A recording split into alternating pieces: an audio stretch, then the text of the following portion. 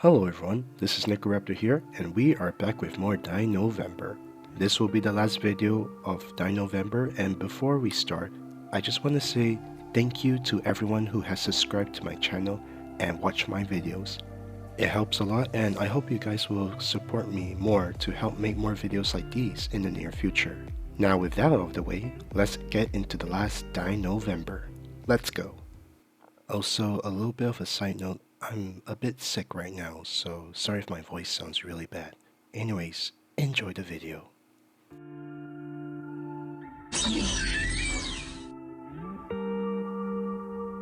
The first one is not a dinosaur but another pterosaur, the Pterodactylus.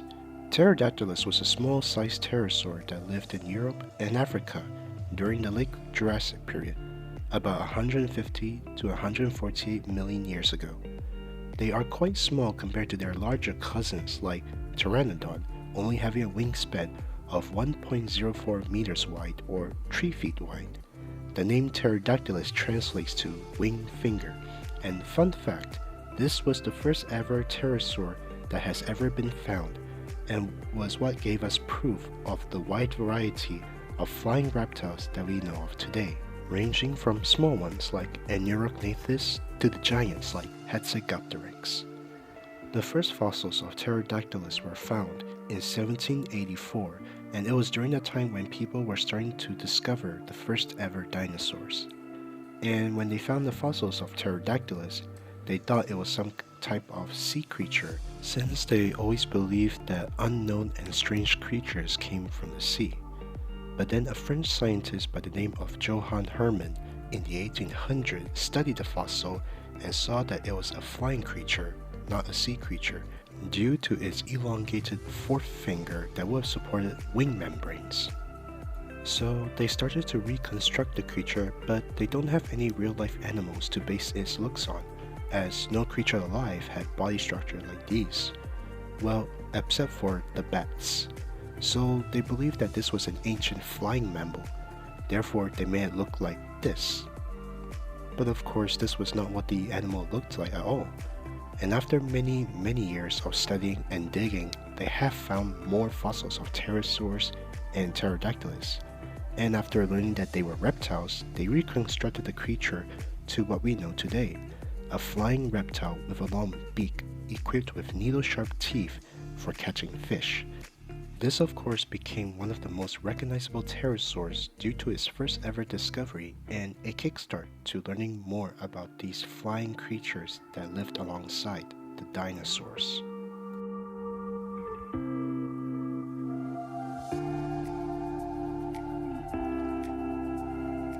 The next one is possibly the largest creature to have ever walked the earth, the Argentinosaurus.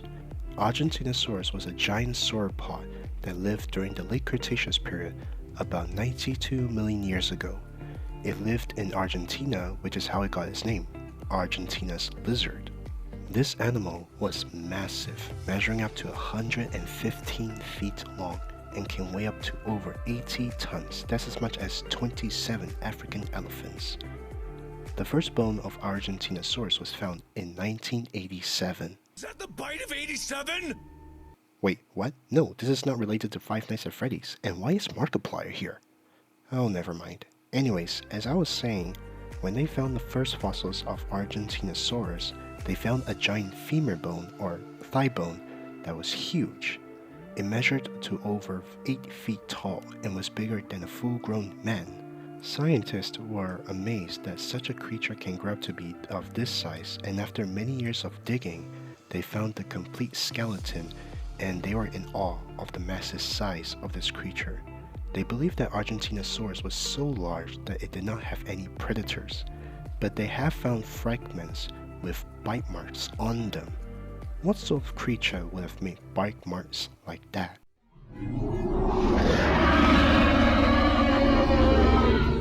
Ah, the answer to that are these two giant carnivores, the Mapusaurus and the Giganotosaurus. These two were some of the largest land predators ever, and even though they were huge predators, they still hunted in packs, as it would take about 6 or 7 Mapusaurus or Giganotosaurus to take down one giant herbivore. For my Argentinosaurus, I gave it large osteoderms on its back, as fossils show large bones in its skin similar to crocodiles, but this is pure speculation. It may have spikes on its back or not, but I am happy with how it came out, so here is my Argentinosaurus.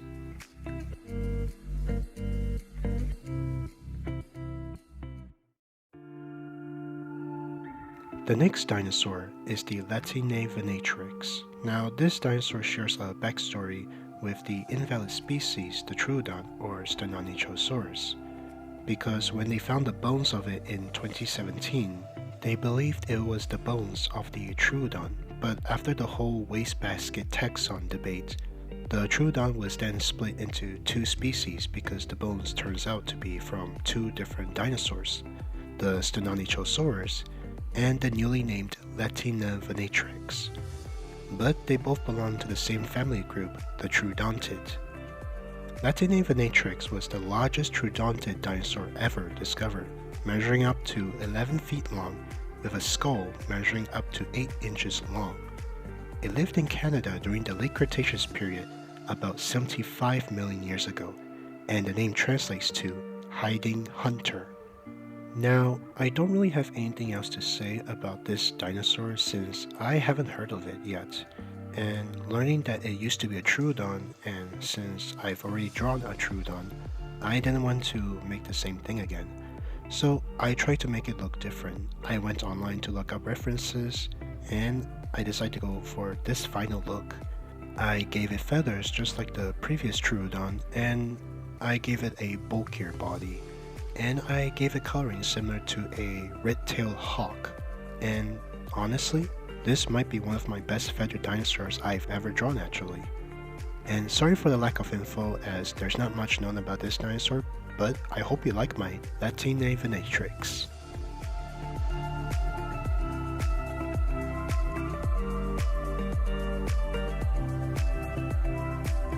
The next dinosaur is the Rajasaurus. Rajasaurus was a medium-sized theropod that lived in what is now India during the late Cretaceous period, about 67 million years ago. The name translates to king lizard. This dinosaur belonged to the Abelisauridae family, groups of medium-sized carnivorous theropods that are known for having short backward-facing arms. The Carnotaurus also belonged in this family, and like other Abelisauridae, Rajasaurus may have been an ambush hunter, hiding in its surroundings and attacking unsuspecting prey. This dinosaur measured up to 22 feet long and had a single horn on the top of its head that it may have been used for display or for hip-butting with other Rajasaurus. When they found fossils of Rajasaurus, it was found in what used to be a giant nesting site for large titanosaur dinosaurs. This may indicate that Rajasaurus may have followed a herd of titanosaurid when they are migrating to lay their eggs, and when the eggs hatch, the Rajasaurus would hunt down the hatchlings as they are easy prey for the carnivores. Now, fun fact, I based my Rajasaurus design on the ones that appeared in the documentary Prehistoric Planet, the Season 2 one, where it shows the Rajasaurus doing the exact same behavior, hunting down the newborn dinosaurs as they try to escape moments they were born. It may be cruel, but it's nature. Eat or be eaten. And since both Carnotaurus and Rajasaurus are in the same Abelisauridae group, I gave my Rajasaurus a similar body structure, and of course, the coloring is based on the prehistoric planets Rajasaurus as mentioned. But anyways, here is my Rajasaurus.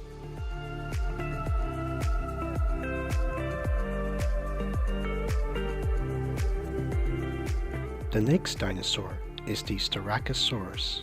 Styracosaurus was a ceratopsian dinosaur that lived in what is now Alberta, Canada, during the late Cretaceous period, about 75 million years ago. The name translates to spike lizard due to the 6 large spikes at the end of its frill. It also has a single large horn on the tip of its snout that it used for attack or defense against predators. It was a relatively large dinosaur measuring up to 18 feet long and can weigh up to over 2 tons. It has 4 short legs and a bulky body, and like all ceratopsian, it has a beak with large teeth in its mouth to help slice through plants.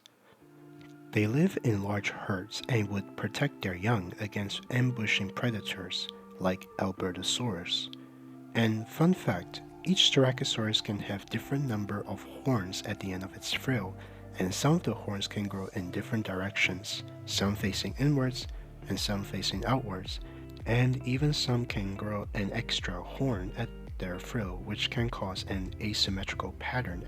This prompts scientists to split the Styracosaurus into different groups based on its horn, like what they did with Parasaurolophus with its crest. So for my Styracosaurus, I decided to give it some horns that would grow inwards and others growing outwards to show this growth variation. And as for the color scheme, I took inspirations from a YouTuber named Dead Sound and his amazing dinosaur series called Dinosauria, where he has an episode based on Styracosaurus. I highly recommend you checking out his channel if you love dinosaurs like I do.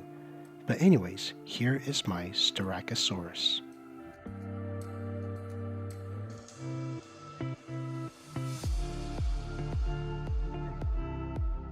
And here is our last dinosaur for Dinovember, the famous armored dinosaur, the Ankylosaurus. Ankylosaurus was a large armored dinosaur that lived at the very end of the late Cretaceous period, about 65 million years ago in what is now North America. The name translates to fused lizard due to the fused armor on its back. This dinosaur can measure up to 26 feet long and can weigh up to 8 tons. And to be fair, most of its weight came from its armor. Ankylosaurus is heavily armored from its head to its tail, and even its eyelids are hardened.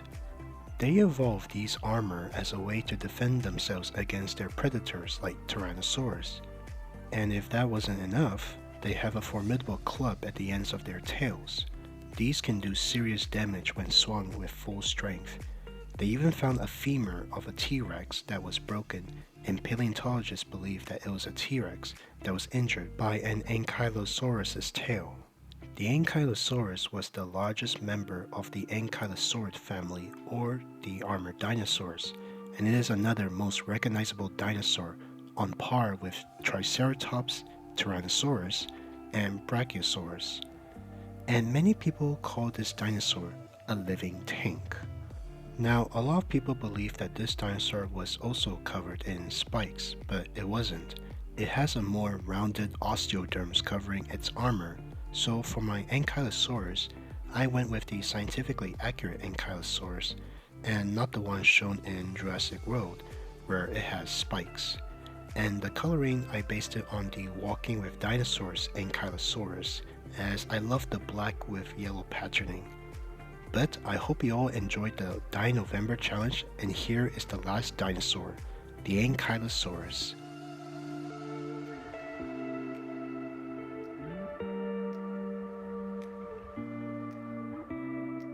And that is all for the Dinovember challenge. This series took a lot of time and effort, but I am happy with all the 30 dinosaurs that I've drawn. Feel free to check out the previous 4 videos if you want to see more. This is the last Dinovember episode, but let me know, what would you like me to draw next? I have some ideas like Overwatch and Marvel crossovers, or continuing my Attack on Titanosaur redraw. But since December is here, I will be doing some Christmas or winter themed drawings and paintings, so look forward to those next. I hope you all liked this episode, thank you all for supporting me, and let me know in the comments which of these 30 dinosaurs are your favorites.